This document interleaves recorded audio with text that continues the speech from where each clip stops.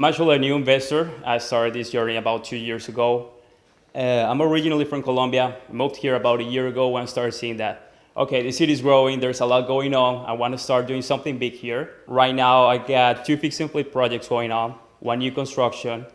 I had another project, but I wholesaled it, which is another strategy that most of you guys are aware of. Besides that, I'm still in my 20s, so pushing it forward, guys. Like, I'm still learning. Guys, networking means everything, both physically, like coming to these events, the event that we had last week, or just simply on social media and networking with people that are doing the same deals as you are, wholesalers, realtors. In this case, it was from a wholesaler, a local wholesaler, also investor. He posted it on his feed on Instagram. I just contacted him. I just reached out to him. I've never met with this guy. We've been following on Instagram for about 2 or 3 weeks, something like that. Same day I wired the EMD, signed the assignment. Next day I walked in with my contractor. Numbers made sense. 3 weeks later, we were closing. I bought this deal for $230,000. I'm putting about $70,000 into the rehab. That's everything, all that I didn't account for. Total closing holding costs were around $70,000. Financing cost, almost $12,000. I would say $11,000, $12,000 around that. The cost of sale for me, it's gonna be around 6%, let's give or take, which is $23,000. I'm all in for about $340, something like that. I'm expecting a $40,000 return, $40,000 profit. Those are the metrics here. It's gonna fold out like that. You guys are gonna see. 40,000 in 4 months, guys. That's the key, right? So then he gets to the point where he has 5 projects at a time, and it's 50,000 a month when he gets it really rolling, right? So that's the key, and hopefully the margins grow too as he gets more and more efficient. I don't count other people's pockets, but in this case, like, I could have definitely gotten a better deal just by negotiating a little bit more. Wholesaler ended up making almost as much as I'm gonna make on this deal. And I'm putting, maybe 5 times more effort. That's right. So it's not about, counting other people's pockets. It's just, getting the best deal for yourself and push as much as you can, negotiate, be confident about what you're doing, about, the kind of offer that you're making. Here's what I noticed over the 12 years that we were doing it, right? Is like there's this push and pull dynamics that's like unseen with supply and demand, and that it always ends up being where the wholesalers are pushing you towards the 60, 65% of ARV, right? They're attaching their margin to the deal, which is fine. For the wholesalers in the room, I wish I was a wholesaler too, and I think we should all learn how to become one and make money on both sides of the industry. That's super important, right? But I think when you're going to buy your projects, be selective. So if Juan would have used that 55% metric, he would have made another 20 grand on the project almost, right? So if he would have used that metric, he would have made another 20 grand. The wholesaler probably still would have walked away with 10 or 15 grand. To flip paper, they probably would have been okay, right? Juan's a real buyer, ready to go. Answered an IG post. I'll make 10, 12 grand real quick for Juan if he was a little more pushy on the negotiation. So make sure that you buy deals that fit a buy box. Decide what that is for your business. If you're doing these type of flips, maybe it's 55%. If it's a different price point, it may be different. But try to use those metrics so you're making really prudent financial decisions. We're seeing in on-site after on-site the same kind of conversation where the investors keep saying like, oh, I realized the wholesaler made a lot of money off of me and I could have done better, right? I could have probably got this for a better deal. And so why are people kind of starting, like Juan said, we're not counting other people's pockets, but why are we kind of starting to count other people's pockets? Because the market is restricted now, right? And so it becomes even more important because you can't bank on the fact that you're just going to automatically make money off the market. If the deal doesn't work, even if you love the house, I'm one of those people, I like to emotionally buy properties because I think it's going to be a fun and cool project and I don't care about making money. Don't be that way. Like, stick to your numbers, and if it doesn't work, walk away from it, because from the real estate agent perspective, houses are sitting right now. Sellers are overestimating what those houses are worth. We're seeing a lot of price cuts. I'm not saying, Tampa is a niche market. We have a lot of really cool stuff happening. Properties are going to continue to sell. People are going to continue to get top dollar. The difference is what is really top dollar versus what are sellers imagining that top dollar is, right? So stay very clear on your numbers right now. It's super important. Looking at past data, right? You're looking at the last 6 months of comps. Well, when you're done in 6 months, the market's going to look differently. So all of you, I'm not trying to, a lot of us in this room started in 2020 and the market has only gone up. Fair. So it's not realistic that in the next 6 months this market will go up. okay? So everyone should be prepared to taper down your numbers to the winter. So if you're buying something now, come to market in December, you're not gonna get a year ago or 2 years ago number. We had a major hurricane, our interest rate spiked, we have uncertainty in the markets. I always am over conservative.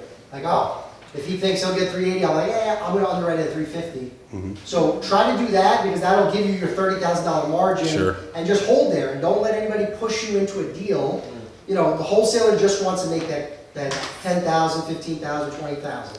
They do not necessarily, not all of them, but most of them don't really care if you make any money down the road. So don't let them force you into it. There's other houses. Go look at another one. You don't need that house. So I'm curious for my wholesalers in the room.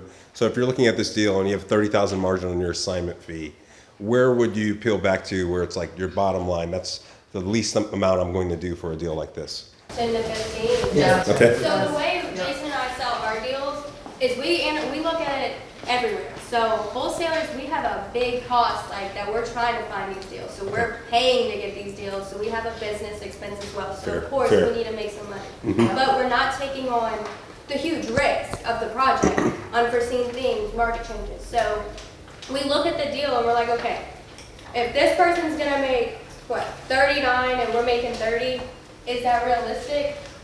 If something happens and it costs another $5,000, are we gonna make more than what they're making on the risk? No, Sure. so let's peel back to make them feel good and comfortable, us feel good and comfortable. Yep. And everyone, the seller still feels good and comfortable. As long as everyone's comfortable, that's when we close the deal. Okay. I don't like the last one we did, full of mold, horrible. The buyers were telling us, oh, we're gonna be able to save the cabinets and everything. He literally was like not sleeping because he was like, wait, we sold it way too cheap. We sold it way too cheap. And I'm like, Yeah. hold on. Unforeseen stuff, peeled back a wall, couldn't save any of the cabinets. I was right. like, this is why we sell it what we sell at, Yeah. because I don't ever want to be the person for the buyer to come back and be like, I lost my ass. I love it. I don't want to be that They person. won't use you again, too. I mean, it's a word of mouth thing. So if you're Yeah. a wholesaler, and I see it all the time in title, like, we see a wholesaler come in, they're busy, and then all of a sudden, all their buyers are like, I'm not buying from the guy anymore. Yep. You know why? Because they're making more money than I am, and they don't care about me and what I have to deal with going forward. So if you have a wholesale business and you operate like that, you guys are stellar. Like, I love it.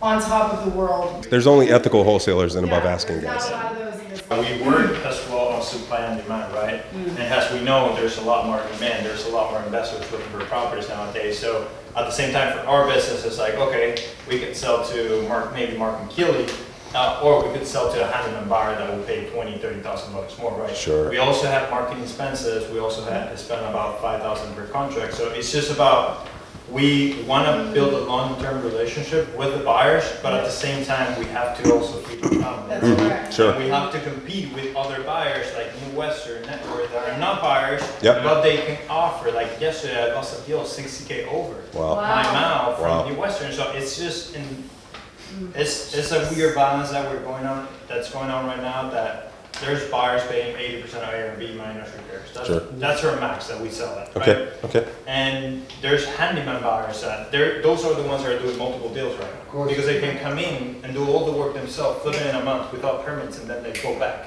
and buy from us. The only thing that I hate, about all their wholesalers is that they give out rehab estimates, right?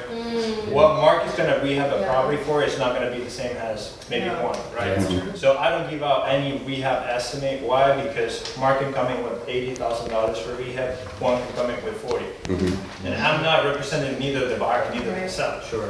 So at the same time, I'm offering what I'm offering, I'm putting a price, and I'm setting up an ARV opinion, because I always put opinion with some comes. Sure. If you take it or not, that's completely Sure. fine.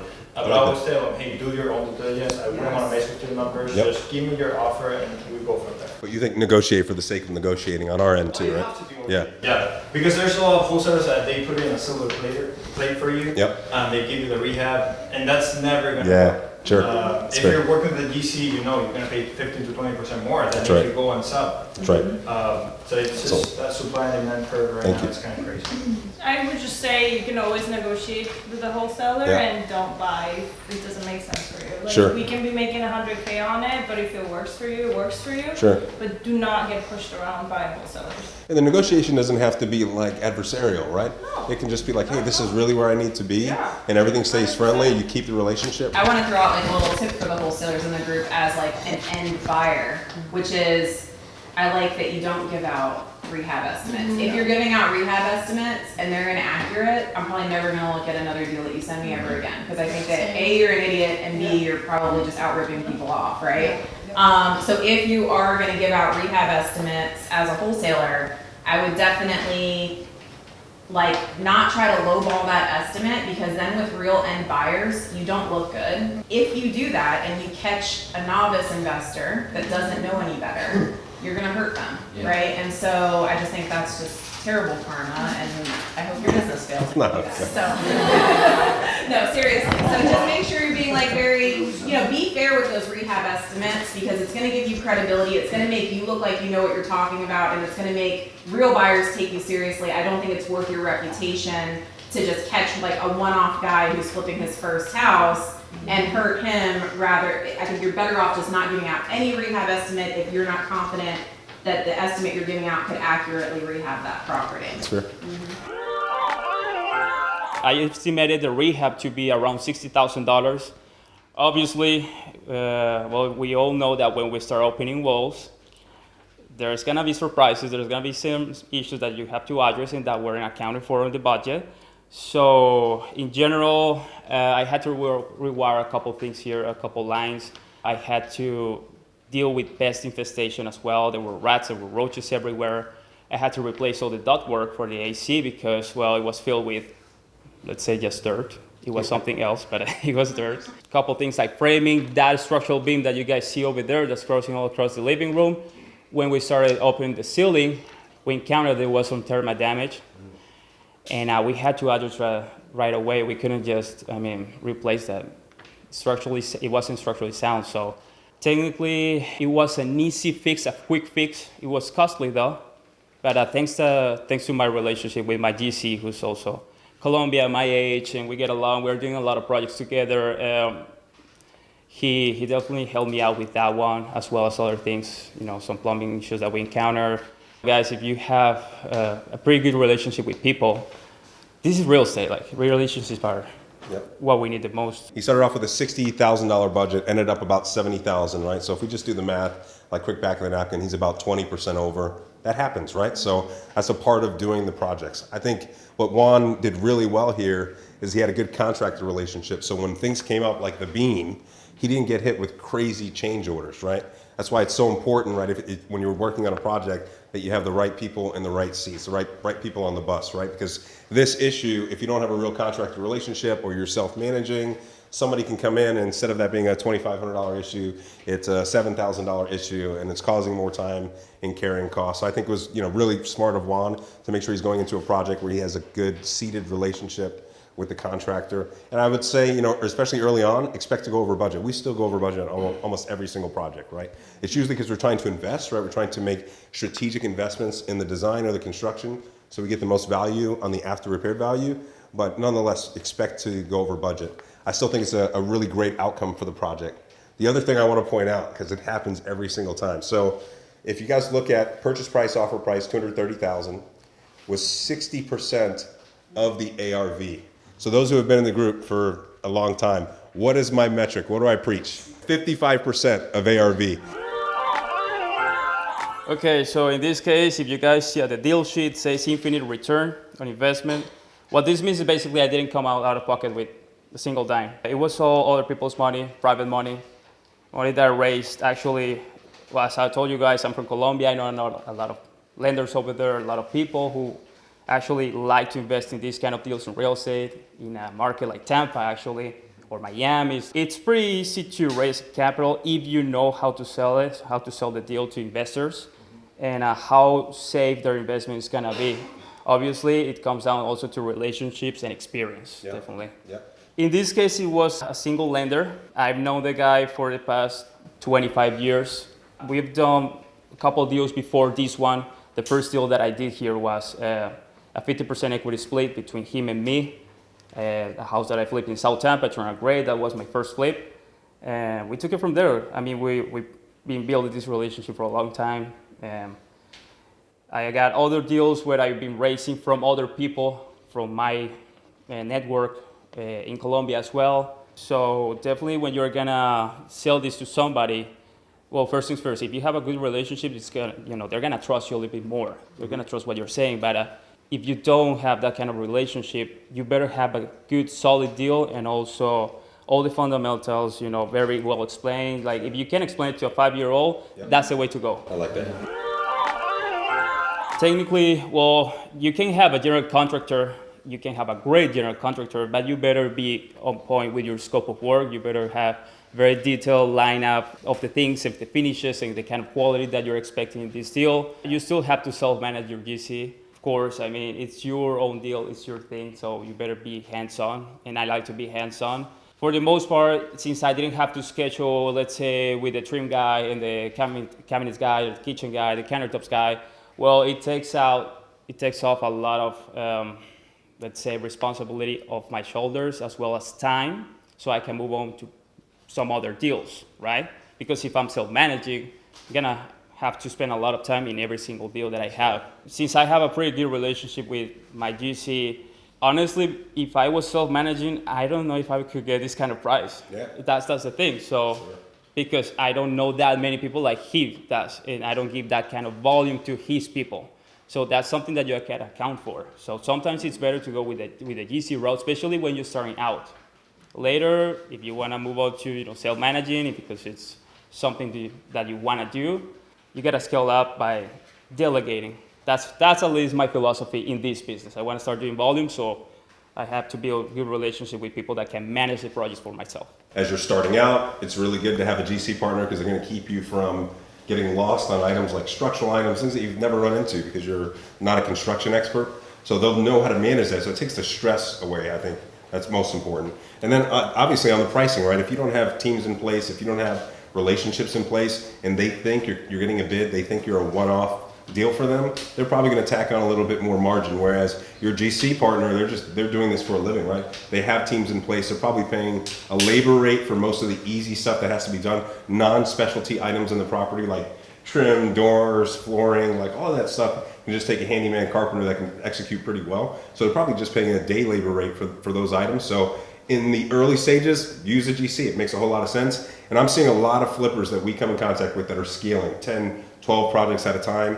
The reason they were able to scale, one, either they had a really good strategic partnership with somebody who is a GC, or they've decided to find a GC to partner with on some level, right? Whether it's, hey, we're going to go in this business together, everything's transparent, I'm going to give you a split, or we're going to pay you a fixed cost plus. But so you have this kind of early stage, really smart to partner with the GC. Maybe you're scaling to a few projects at a time. You have a good, strong handle with the business. You're starting to build teams. Then you can kind of self-manage. But then even as you grow and you go to scale, obviously to scale, you're going to need teams, right? You're going to need partners in place. So then you're probably partnering with the GC again. So kudos to Juan for seeing that up front and making this deal successful because of that. I had to face a couple of issues here, more than I actually expected. As I told you guys, for example, this beam that you guys see across the living room, it had to be replaced. I didn't account for that. Some framing drywall as well, some termite damage in the family room. All the ductwork is all brand new throughout the house because it was filled with, Feces. rat feces, and the rats as well. The rats, yeah, we found a couple corpses, as well as in between the walls. That's just a part of flipping houses. You're gonna find that in distressed property for sure. Yeah, definitely. So we had to, go over budget a little bit with pest control. There were rats, also live rats living here. It took us a while to get rid of them. They started dying and, they're smelling. So some of the bedrooms we had to, place vinegar bowls, stuff like that, to actually remove the odor, remove the smell. Because you can sell a house that smells like dead rat. That's for sure. No matter how pretty it is. No matter how pretty it is. Somebody was living here, yeah, family. 12-year-old kid as well is in that bedroom, Wow. There was a rat living with him as well. I saw it, so. Flippers serve a purpose, right? Because you have this house that has no life, and you've brought it back there. There's people that probably should have been living here due to the health conditions, Yep. you guys came back and you restored it for business. Yeah, it's a service Exactly. to the neighborhood for sure, right? Absolutely. It is. And even the neighbors, the first day that we started demoing this place and trashing out, they came out from both sides, and they wanted to meet my GC, and Did you get a hug? almost, yeah. You sometimes get, too deep into the financials and what you're gonna make out of it, but also the service that you're providing to the community as flippers or, doing ground up construction. It's definitely serving a purpose and, making things prettier for everybody. Flippers get a bad reputation, right? Sometimes, especially when we talk about things about like gentrification, the lack of like affordable housing, right? And we're kind of taking some of that housing away from people. But there is another side to that for homeowners who are equity rich but are house poor. So I can say I've sold as a realtor, we bought houses as an investor, all different situations where you have people who are living in, pretty rough conditions, but thank God, right? They bought this house all these years ago. And so for them to get $280,000 is a blessing for them to be able to go and start over. They don't have the funds to have the house fumigated and have the things that they need done taken care of, but now they do have some cash to go and purchase maybe a more like move-in ready type house. Hopefully that's not always the case, but I think that that's another thing that kind of gets overlooked in terms of the reputation that flippers can get, is that for some people, the money that they get on these cash offers is life-changing for them as well. I think it's important to feel good about every transaction that you do, right? So make sure you go into it with the right intent, with the right heart. Like sometimes we'll give away a little bit more. We gave cash the keys to a couple, ended up giving, I think, $10,000. They had 6 months left on their lease, but we just felt like it was the right thing to do. Another tenant, she was renting a house for $1,200. The market rent for that house is like $4,000.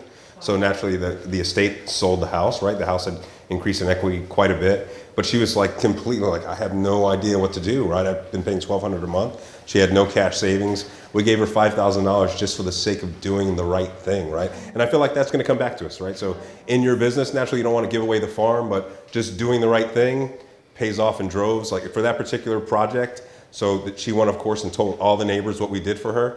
And now we've not had one complaint. Contractors are banging around late at night, cars parked all over the place in front of people's houses. Not one single complaint. The neighbors come out, they wave at us because we're the good guys. So try to be the good guys, right? We can be flippers and also be the good guys. Okay, what went well with this one? Besides all the issues that I encountered, it was a pretty fast rehab. We're still 1 or 2 weeks to go to get this market ready. For the most part, we stuck to the budget. After, we encountered the issues, it was all seamless. It's been a pretty seamless transaction besides the point that we had to, address other stuff. But as flippers, we always have to be, solving issues. That's normal. That's why we, profit this kind of money, because we are definitely taking a lot of risk and we want to see a return.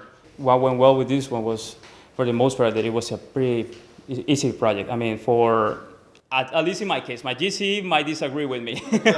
He might disagree with me, but So I think that's that's a good point. So if you go into a project where it is complete squalor inside of the house, I wouldn't self-manage that one. You're not going to want to be there every day. Where the GC has teams and labor crews, like you don't want to be in there managing the house where it's completely filthy, right? So highly recommend if you get a project like that, find a GC and pay them a premium to deal with it. Yeah, infinite return is a huge win. What went well? Got through it quickly, turned a profit, did something amazing for the neighborhood. We don't buy houses, lenders do, until we get to the point where we can buy them cash. That's important to know. Build a relationship with the lender. That is the most important partner that you have. If you have a private lender like Juan, that's absolute gold. Like I'm sending them Christmas gifts. They are the most important person in your business. So I think this one was a win all around, but particularly another win for you and your lender partner that'll allow you to scale up. Yeah, right? We're all making money, so that's the whole point. That's right. I keep him, profitable. That's right. Beautiful. Always account for issues, always account for things that are not expected. Starting from the beginning of the transaction, we already pointed out that I should have negotiated with the wholesaler a little bit more so I could have better spread on this deal. I always gotta expect for the budget to go, above what I'm expecting. Also, account for market to change. Market conditions are different, 6 months from now, as we were talking. Don't overestimate their ARV and don't underestimate the rehab. Do it all the way around. So overestimate the budget, the rehab, and underestimate the ARV. Right. And negotiate accordingly. Right? Negotiate accordingly. That's for sure. Yeah. What is infinite ROI and how are you getting that on this property? It means that I'm getting a return, making money by putting $0 out of pocket. Say this property, if I put out $100,000 down payment, closing costs, working capital, I have $100,000 capital invested in the deal, then I make $40,000 in profit, that's a 40% return. But if I put out zero capital and I make anything, that's an infinite return. Okay. In your case, right, you want to build a portfolio. Yeah. Even if you put out money up front, if you get into the project, you create the value, and then you refinance and put everything that you put into that project out. Right, you pull that cash out, so you have no money left in the deal. That is then an infinite return property for you, right? So, I mean, the scenario we all want to be in is infinite returns. It doesn't come without its risk, right? So that's something to think about too, right? So as you have more leverage, meaning you borrow more on a property, you magnify your risk. Okay, so I'll give you guys a quick scenario of that, right? So if I buy a house for $100,000 and I put 20% down, I have an 80% loan, right? So I bought for $100,000, I have an $80,000 loan. If the market decreases by 10%, right, on that $100,000, I have a 50% loss on my $20,000 I put in. So I put in 20 grand, $100,000 purchase, the market decreases by 10%, so the $100,000 value is down to 90. I lost 50% of my money that was in there. Now, let's say I took that same $100,000 and I do $20,000 down payments on 5 different properties. So I'm completely leveraged, right? So if I'm completely leveraged and the market goes down by 10%, I basically I've lost all of my money and then some. As you take on more leverage, take on more of a loan, there is more risk. So there is a risk in infinite return. But if you can do it tactfully, if you can create the right strategy on each project, it can be the best thing that happens. Right? I would encourage you guys, even if you're only doing one project at a time or a handful of projects, like post about what you're doing on your own personal social media, right? Like lots of people aspire to be real estate investors, and also real estate is something tangible. I think Facebook is actually a great way to do this because that's probably people that you're not really in touch with. You don't necessarily know everybody's financial situation. Like they are seeing your life and kind of know what's going on with you. And there are lots of people that are doing this off of other people's money that are, relationships. Those people's money wasn't doing much in the market, or they sold some property and now they've got some money that they want to put in and they've always wanted to flip a house in Tampa or whatever. So, make sure that you're being vocal, because you might have somebody on there that, says, hey, I just cashed in on this thing, or I just inherited some cash. I'd love to partner with you and do a project. At one point in their life, like, I wanted to do that. Like, I want to invest in real estate. I always thought about flipping houses. I've never known how to get started. I think real estate is something that people can wrap their heads around, because most people own homes, right? Like they've had some experience with a purchase process or had to fix their own home, so they can wrap their heads around it. Whereas if you're a stock market investor, not everybody can wrap their head around it, right? We've also been brought offers from people that we went to school with who their parents passed away or their grandmother passed away, and they inherited a property that was a fixer-upper. And I mean, I think that applies to wholesalers as well, right? Like putting what you're doing out on social media, and maybe on your personal social media, kind of tweaking that message a little bit about how you help people dispo properties. Obviously, you have to do it tactfully and not like you're pitching people, but just speaking about, hey, we helped this person who inherited their grandparents' house sell it. That's going to plant the seed, and then they're going to think of you when it's time to sell, and they're going to bring you that deal just to help them get rid of it, right? So there's, again, kind of just putting a little bit out on social media can plant a seed for somebody that could bring you a deal. Well, let's give a big round of applause to Juan for his first flip. Thank you for sharing with us.